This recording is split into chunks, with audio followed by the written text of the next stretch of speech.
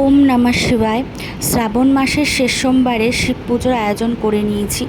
থালায় নিয়ে নিয়েছি ফুল, 5 রকম ফল, এখানে দুধ, গঙ্গাজল, সিদ্ধি, ধূপ দ্বীপ জেলে পুজোর আয়োজন শুরু করলাম। পুজোর শুরুতেই আগে চন্দন বেটে নেব।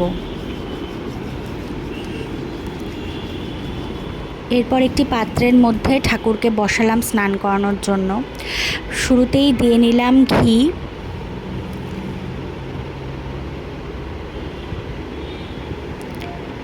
এরপর দিয়ে নিলাম মধু,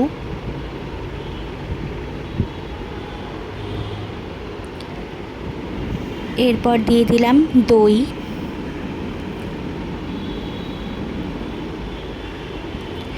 এবারে ঠাকুরকে স্নান করাবো।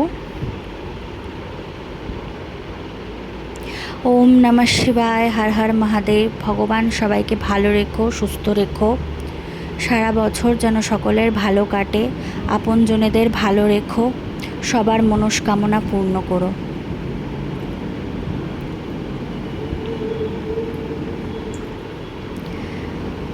ঠাকুরকে স্নান করানো হয়ে গিয়েছে। এবার পাথরের বাটায় ঠাকুরকে তুলে রাখলাম।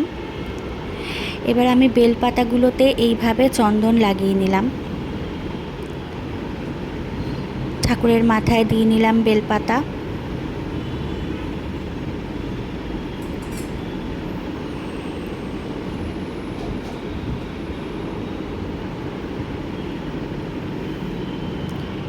এরপর এক এক করে মালা দিয়ে, ফুল দিয়ে ঠাকুরকে সাজিয়ে নিলাম।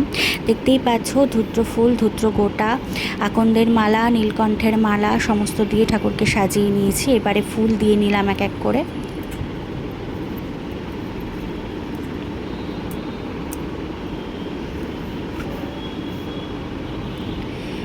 এরপর বেল ঠাকুরের মাথায় ছুঁয়ে নিলাম।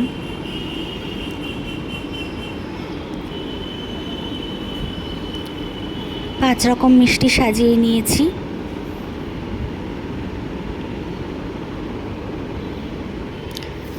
ঠাকুরকে সাজানোর পর এক অদ্ভুত রকমের সুন্দর লাগে দেখতে।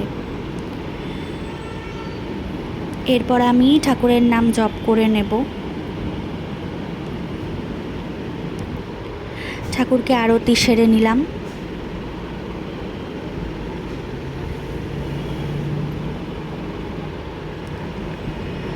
পুজো সম্পন্ন হলো।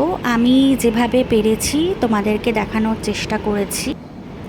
আশা করছি ভিডিওটি তোমাদের ভালো লাগবে। ভিডিওটি ভালো লাগলে অবশ্যই লাইক, কমেন্ট, শেয়ার করে দিও। সকলে ভালো থেকো, সুস্থ থেকো। আবার দেখা হচ্ছে তোমাদের সাথে পরের কোনো ভিডিওতে। ওম নমঃ শিবায়, হর হর মহাদেব।